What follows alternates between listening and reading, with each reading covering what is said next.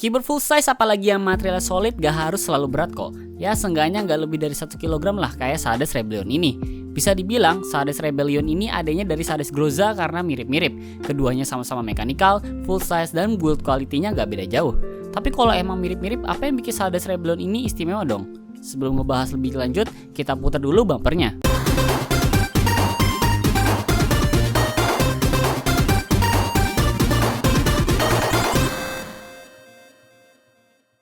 Box keyboard Rebellion ini aman banget kalau mau ditumpuk sama box lain karena keras di sisi pinggirnya.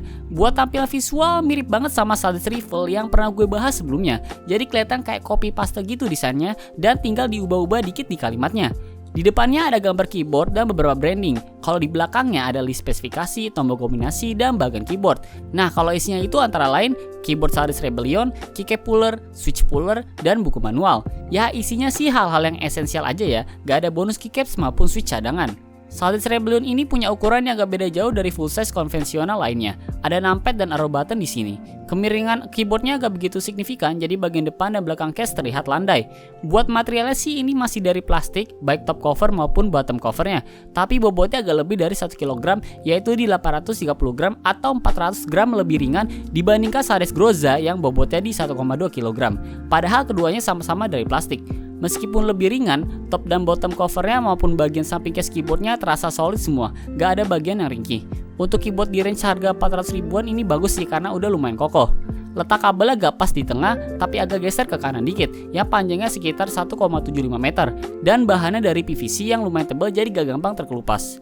Keyboard full size ini ada total 104 tombol dan layoutnya pakai ISO karena enternya ini di sini L shape bukan persegi panjang kayak biasanya. Dan di sini gak ada dedicated tombol media sama sekali karena semua fungsi media kayak pause, stop, dan lain sebagainya disatuin ke tombol F-row. Di pojok kanan sendiri ada 3 indikator cahaya. Secara kualitas, keycap keyboardnya ini tipis dan dari plastik, tapi hitungannya masih agak solid karena kerasa keras. Cuma yang bikin gua kurang serak, permukaannya ini terlalu mudah licin dan tercap debu. Jadi emang harus rajin-rajin bersihin keycaps keyboard secara berkala. Di sini juga ada tombol Winlock biar kalau ngegame gak perlu khawatir kepencet tombol Windowsnya. Terus kalau menyoal Phone Legend sih overall udah oke karena keterbacaannya jelas meskipun keadaan ruang lagi gelap. Tapi ada beberapa hal yang gue kurang srek sama fontnya. Contohnya aja buat icon add di tombol 2 itu kelihatannya kayak kepotong jadi kelihatan samar-samar. Buat ergonomi sendiri sih gue selalu pakai fit keyboardnya karena jari jemari gue lebih nyaman kalau keyboardnya agak miring ke atas sedikit aja. Yang jadi masalah ialah fit keyboard Sades Rebellion ini sayangnya agak ringkih ketika mau dilipat. Pas ditarik sih emang enteng dan gampang dicungkil, tapi pas mau dilipat kembali itu agak berat dan butuh tenaga. Jadi engselnya kayak keras nyangkut aja gitu pas mau ditarik. Selain fit keyboard, di bagian alas ini ada 2 bantalan karet. Setelahnya kosong melompong alias emang minimalis aja bagian alasnya ini. Buat mode LED RGB, di sini ada tombol LED dedicated yang dihimpit sama tombol FN dan CTRL. Jadi gak perlu lagi pakai tombol kombinasi buat gonta-ganti mode RGB-nya. Total ada sekitar 14 mode yang bervariasi. Dan kalau mau ngubah warna LED RGB ke satu warna, tinggal pencet FN plus LED. Terakhir yang gak kalah penting ialah menyoal switch. Sebagai keyboard mechanical, Sades Rebellion pakai switch Blue Box Automu.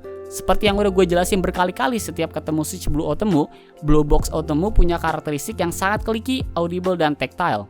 Sebagai switch yang clicky, Blue Box Automu ini berisiknya minta ampun deh. Sisi ruang kalian bisa rame cuma karena switch biru ini doang. Jadi emang Sades Rebellion dengan switch Blue Box Automu gak gue rekomendasiin buat dipakai di kantor atau perpustakaan atau tempat yang butuh keheningan pokoknya.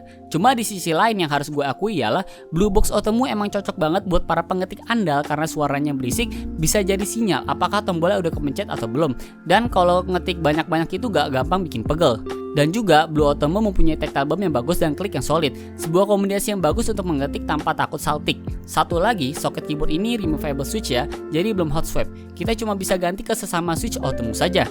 Dan berikut typing test dari Sades Rebellion.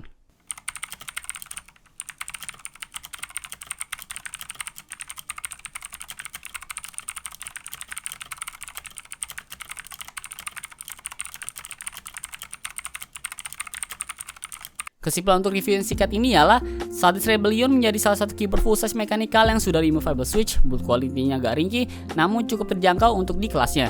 Hanya saja balik lagi, keyboard ini gak sepenuhnya bisa dimodifikasi dengan mudah karena masih removable switch alias belum hot swappable universal seperti kita sebut saja keyboard compact Sades Gunai.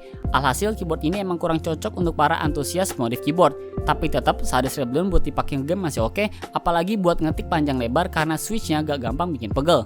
Saldes Rebellion dibanderol dengan harga Rp449.000 dan link pembeliannya udah gue taruh di bawah. Sekian, tetap jaga kesehatan dan sampai jumpa lagi di video berikutnya.